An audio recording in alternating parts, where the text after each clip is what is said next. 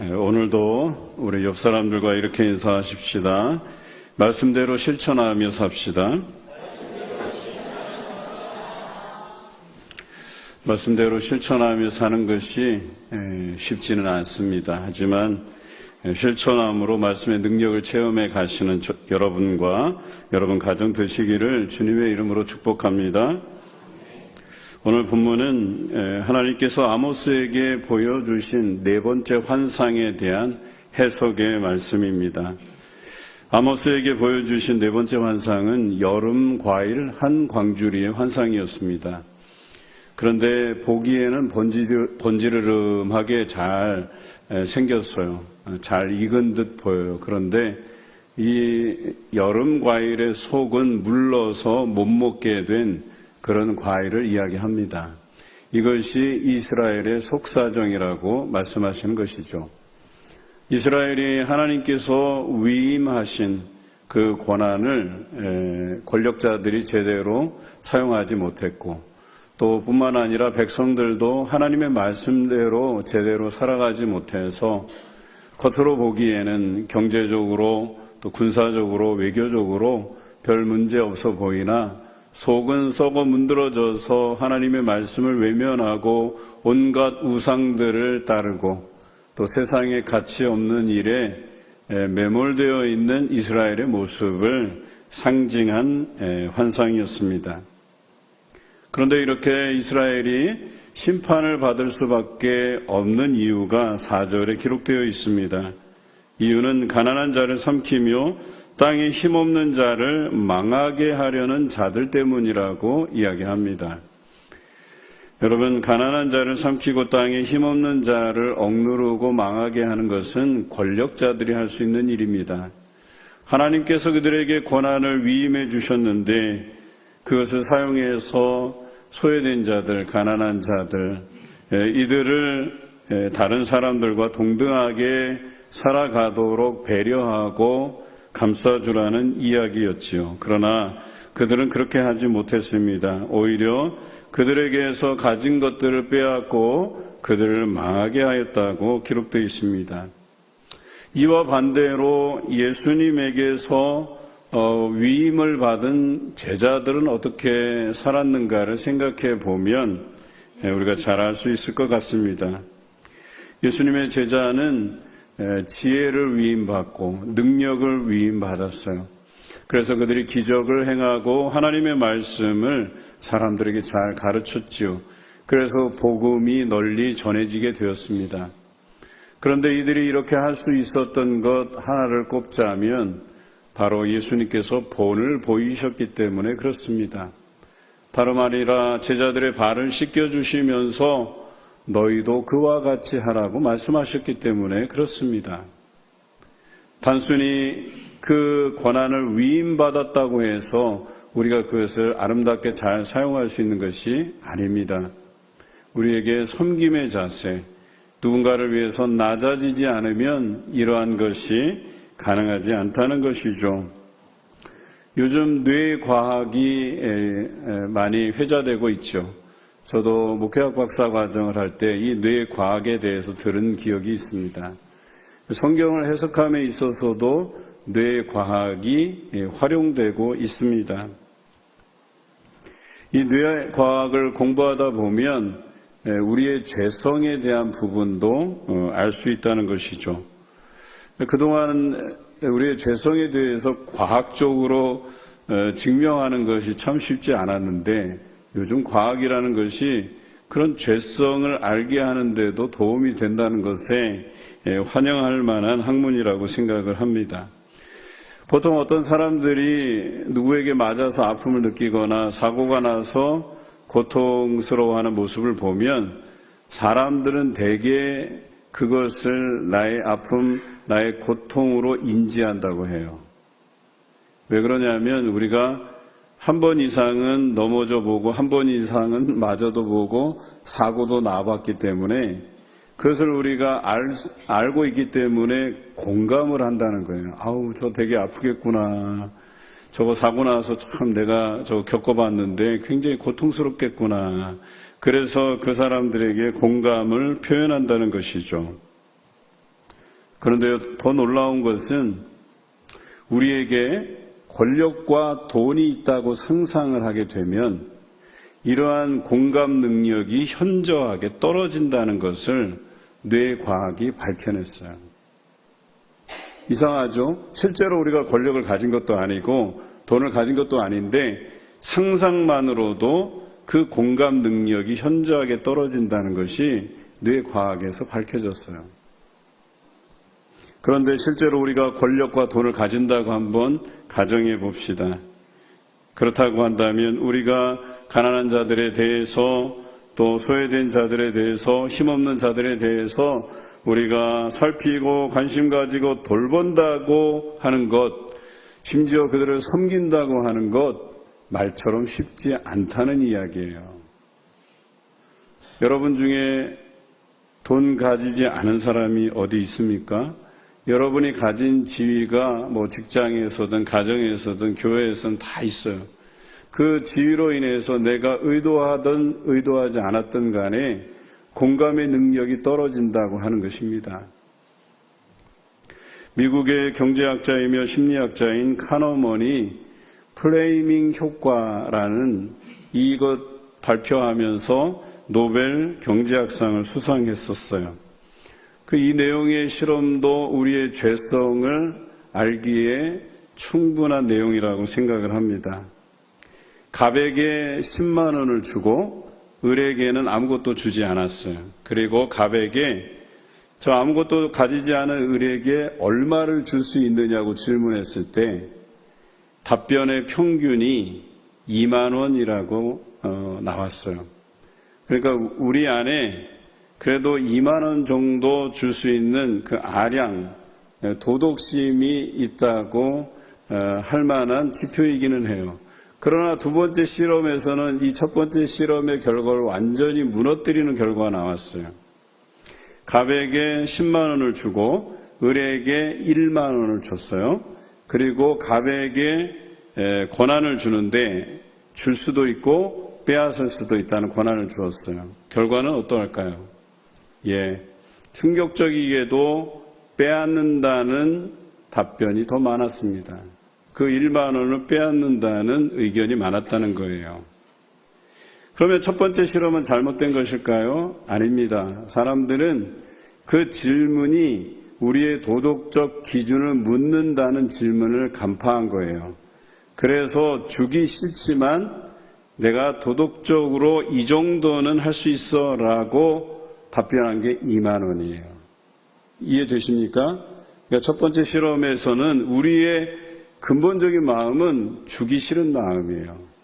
그런데 나의 도덕성을 평가하는 질문이기 때문에 그래도 한 2만 원 정도는 내가 줄 수 있다. 이렇게 대답한 거예요. 다시 말해서 우리는 죄성을 가지고 있기 때문에 주지 못한다는 거예요. 오히려 빼앗으려고 한다는 거예요. 바로 이 뇌과학에서도 밝혀졌고 카너먼의 이 프레이밍 효과라고 하는 이 실험에서도 우리의 죄성을 발견할 수 있다라고 하는 것입니다. 우리 스스로가 자정 능력이 없다는 것입니다. 하나님께서 우리에게 권한을 위임하셨다면 우리가 그 권한을 아름답게 사용할 수 있어야 되는데 우리의 죄성이 그것을 가로막아서 우리에게 위임된 그 권한을 충분히 활용하지도 못하고 주신 사명도 잘 감당하지 못한다는 것이 바로 죄성이라고 하는 거예요. 물론 이것을 극복할 수 있는 방법이 성경에 기록되어 있어요. 그것은 하나님의 말씀에 주의를 기울이는 거예요. 집중하는 거예요. 말씀대로 행하기 위해서 내 자신이 스스로 행할 수는 없지만 성령의 도우심을 요청해서 성령의 도우심으로 말미암아 할 수 있다는 거예요.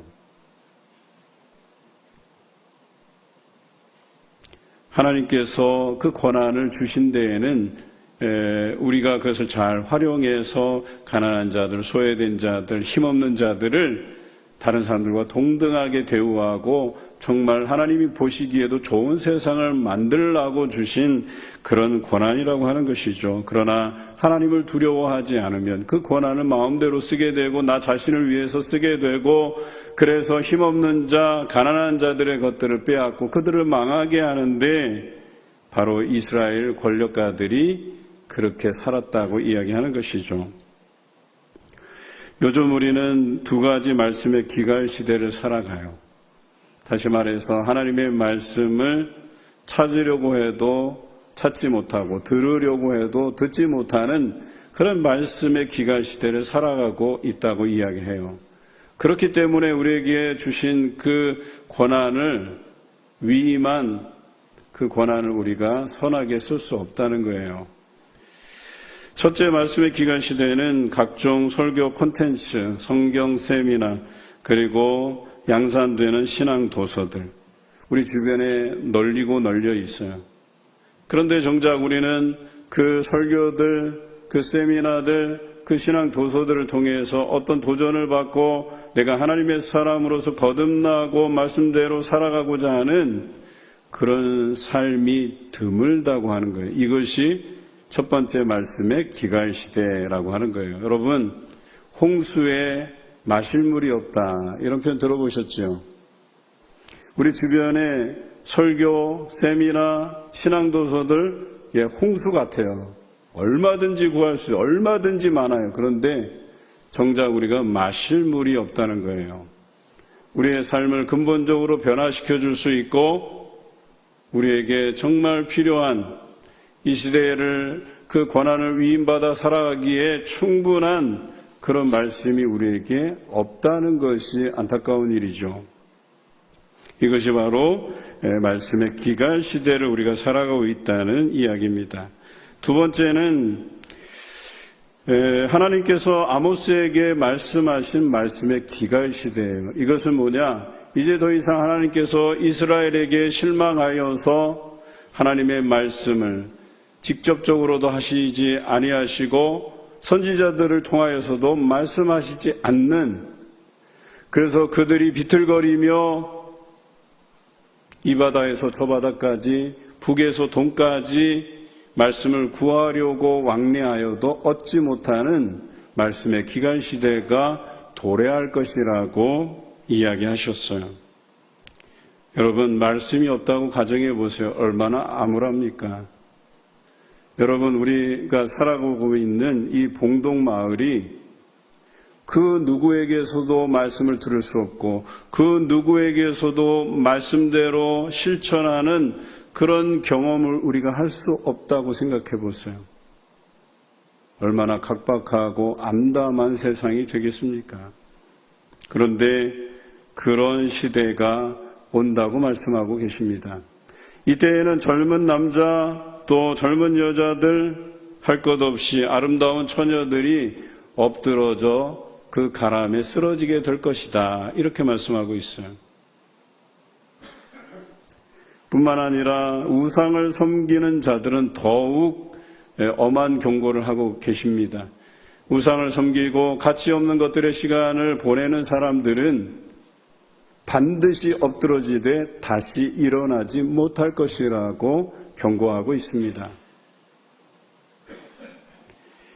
하지만 이 아모스서는 그런 말씀으로 마무리되고 있지는 않습니다. 우리가 아모스서 9장 11절부터 읽어보면 이스라엘이, 즉 믿는 사람들이 자신들의 잘못을 시인하고 하나님의 말씀으로 돌아온다면 그 다윗의 장막이 무너졌을지라도 다시 일으켜 세워주시리라고 하는 이 말씀대로 우리를 회복해 주시겠다는 것입니다. 회복해 주실 뿐만 아니라 그들에게 만국을 기업으로 얻게 하시고 파종한 것들의 열매를 얻게 하시겠다는 이 복을 선언하면서 아모스서가 마무리됩니다. 얼마나 다행스러운 일인지 모릅니다.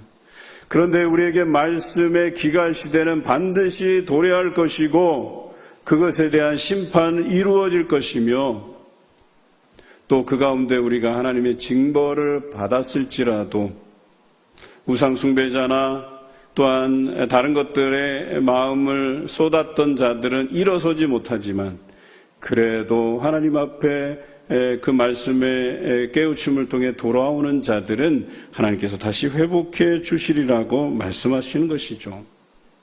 우리는 이 양자 간의 하나를 선택해야 돼요. 그저 앉아서 멸망당할 것인지 아니면 회개하고 돌이켜서 하나님께서 주신 약속, 만국을 기업으로 얻고 뿐만 아니라 우리가 파종한 것들에 대해서 열매를 얻을 것인가. 이 둘 중에 우리는 선한 판단을 해야 된다라고 하는 것이죠. 여러분, 폼페이의 최후를 기억하십니까? 로마인들에 의하면 예수님의 제자 베드로와 사도 바울이 죽던 해에 폼페이가 멸망했다고 보죠. 폼페이 여자인 폼페니아가 기독교를 박해한 네로와 불의한 결혼을 하게 되는 그 해에 폼페이가 화산에 의해 사라졌다고 알려져 있습니다. 그래서 폼페이를 하나님의 심판이 임한 곳이라고 우리가 말하기도 하죠. 그 당시 생존자였던 플리니우스가 역사가인 타키투스에게 보낸 두 통의 서신이 있습니다. 그 중에 내용의 일부를 제가 읽어드리겠습니다. 죽음을 슬퍼하는 소리, 죽음에 대한 두려움에 지쳐 죽음을 재촉하는 소리, 하늘을 향해 두 손 모아 기도하는 소리, 세상에 신은 없다고 원망하는 소리, 종말이라고 하는 사람. 여러분, 2000년 전의 사건이에요. 그런데 아모스서가 바로 그 폼페이의 최후를 예언했다고 해도 과언은 아닐 것입니다. 말씀의 기갈시대라고 하는 것은 이 땅에 하나님이 존재하지 않는다. 내 고집, 내 마음대로, 내 경험대로 해도 된다. 우상을 섬겨도 된다. 이렇게 이야기하는 사람들이 많은 시대를 바로 말씀의 기갈시대라고 이야기하는 것이죠. 이런 시대가 맞이할 수 있는 최후는 바로 폼페이의 결론밖에 없다라고 하는 것입니다. 이런 이스라엘을 향해서 하나님께서는 희망을 잃지 아니하도록 마지막 말씀을 주시는데 그것이 바로 아모스 9장 11절의 말씀이죠. 다윗의 무너진 장막을 일으키고 그것들의 틈을 막으며 그 허물어진 것을 일으켜서 옛적과 같이 세우시겠다고 말씀하십니다. 그렇습니다. 우리 인생을 보면 신앙의 전성기가 있고 또 그 신앙이 퇴보하는 시점이 반드시 도래합니다. 그때 우리가 기억해야 될 것은 그 처음 신앙을 회복하기 위해서 내가 하나님 앞에 열정을 불태웠던 그 신앙을 회복하는 일이 중요하다라고 하는 것이겠죠. 여러분, 이스라엘은 그 대가로 인해서 70년 포로기를 지내게 됐어요. 다윗의 장막이 무너졌어요. 그러나 하나님의 약속대로 그들은 하나님의 말씀으로 돌아왔어요. 에스겔 선지자가 그들을 설득하고 설득해서 하나님의 말씀 앞에 서게 만들었어요. 그리고 나서 그들이 포로기를 마치고 예루살렘에 돌아와서 하나님의 말씀을 중심으로 뭉치기 시작했고 다시금 황금 세대를 열 수 있게 되었다는 것이죠. 결국에 이스라엘이 선택할 것은 말씀의 자리로 돌아오는 길밖에 없었다는 것입니다. 하나님께서 이스라엘에 대한 사랑이 한이 없으신 것을 우리로 하여금 알게 해주는 대목이에요. 우리는 어떻습니까? 여전히 우리는 죄 가운데 있습니다. 그러나 하나님께서 그 죄 가운데 있는 우리를 끝까지 사랑하신다는 이 사실을 기억하신다면 우리가 좀 달라져야 되지 않겠습니까? 우리가 달라지지 않는다면 폼페이가 맞은 그 최후를 우리가 맞이할 수도 있겠다 하는 생각을 가집니다. 현대인들은 바쁜 삶을 살아갑니다. 이런 삶의 현실에서 우리가 말씀으로 돌아가서 말씀을 묵상한다는 것 결코 쉬운 일이 아닙니다. 말씀을 묵상하기 위해서는 우리의 일상을 멈추어야 돼요. 그래서 멈추어서 말씀에 대해서 집중해 가고 그것에 대해서 우리가 어떻게 삶의 자리에 옮겨올 것인가를 고민해야 합니다. 그래서 말씀을 묵상하는 것은요, 교회에서도 참 인기가 없는 거예요. 인기가 없어요. 말씀을 공부하는 것 인기가 없어요. 어디 놀러 가자, 우리 체육대회로 모이자, 이렇게 하면 많이 모여요. 거기서 먹고 즐기고 대화하고 교제하고, 제가 그것이 중요하지 않다는 이야기를 말씀드린 게 아니에요. 우리가 그것을 즐기고 좋아하는 만큼 하나님께서 우리에게 주신 말씀에 대한 우리의 자세도 그러해야 된다라고 하는 거예요. 말씀을 배울 만한 자리에 열심히 나가야 돼요. 우리가 날마다 집에서 말씀을 묵상하는 일에도 게으르지 말아야 돼요. 그냥 주일에 한두 번 말씀 듣는 것으로 족하지 마시기 바라요. 댁에 가셔서 말씀을 날마다 묵상하세요. 그 말씀을 내가 어떻게 실천해 낼 것인가를 고민하세요. 내 힘으로 안 되면 성령님께 도움을 구하세요. 내가 그렇게 살아가도록. 그런데 이것이 대단히 어렵다는 거예요. 왜 그러냐면 우리가 살아가는 사회가 바로 인스턴트 사회이기 때문에, 모든 것이 리모컨 하나면 족한 사회에 살고 있어요. 버튼 하나면 족합니다. 물만 부으면 즉석에서 모든 음식을 먹을 수가 있습니다. 그런데 이런 습관이 말씀도 인스턴트화 시키고 있다는 거예요. 교회 가서 우리 목사님 말씀보다 집에 가서 TV만 틀면 CBS, CTS에서 얼마든지 훌륭한 목사님의 설교들이 울려 퍼져 나오고, 또 유튜브에 들어가면 얼마든지 내가 좋아하는 목사님들의 말씀을 들을 수 있다는 것이죠. 여러분 그 말씀 들으면서 좀 나아지셨어요? 여러분의 신앙이 좀 바뀌었습니까? 여러분 삶에서 날마다 하나님의 말씀을 묵상하게 되었나요? 우리는 말씀의 기갈 시대에 살고 있어요. 많이 듣고 많이 배운 것 같지만 실제로 우리 삶에서 그리스도의 제자로서는 살아내지 못하는 그런 말씀의 기갈 시대를 말하는 것입니다. 우리가 말씀을 묵상하고 공부해야 하는 이유가 바로 아모스 선지자를 통해 언급된 말씀에, 이 말씀의 기갈 시대가 도래하고 있기 때문에 그렇습니다. 그때가 되면 말씀을 들으려 해도 들을 수 없고 찾으려 해도 찾을 수 없는 그런 시대가 반드시 옵니다. 우리는 때로 편안한 신앙생활을 추구하죠. 날씨가 좀 춥고 비가 오면 그냥 편안하게 집에서 쉬는 것이 좋은 시대를 살아가요. 날씨가 따뜻하면 주말 가족들과 나들이나 해야지 생각하는 시대를 살고 있어요. 교회에서 여러 가지 봉사하는 것 귀찮고 힘들어서 참여하지 않는 시대를 우리가 살아가고 있어요. 말씀은 그저 한 주에 한두 번 정도 듣는 것으로 만족해버리는 그런 시대를 우리가 살아가고 있습니다. 그런데요, 여러분, 그렇게 누리는 삶이 이제 마지막을 치닫고 있어요. 어쩌면 오늘 그런 삶 누리는 것이 끝날 수도 있어요. 그 이후에는 하나님께서 들려주시는 말씀을 듣지 못하는 말씀의 기갈 시대가 시작된다는 거예요.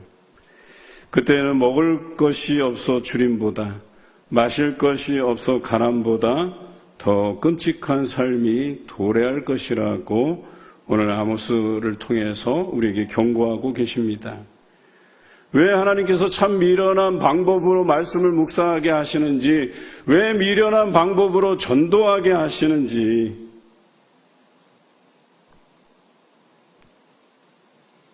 많은 사람이 찾지 않는 그 좁은 길을 왜 가게 하시는지, 바로 이 길 끝에 알곡과 쭉정이를 구별해내는 일만 남았기 때문에 그렇습니다. 쭉정이는 밖에 버려지거나 불에 태워지게 마련이죠. 알곡은 거두어다가 저장하신다고 했어요. 천국은 말씀을 사모하는 자들의 것입니다. 말씀대로 실천하는 자들의 것입니다.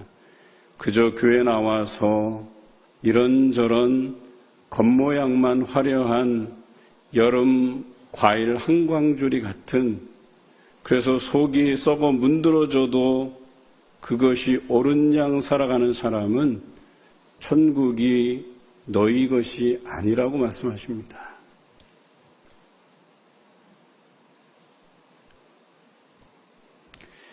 그러나 우리가 이제 이 말씀을 새겨 듣고 말씀으로 돌아와서 날마다 말씀을 묵상하고 성령님께 도우심을 얻어서 말씀대로 행한다고 한다면, 아모스서에도 기록되어 있지만 만국을 기업으로 얻게 하신다 했어요.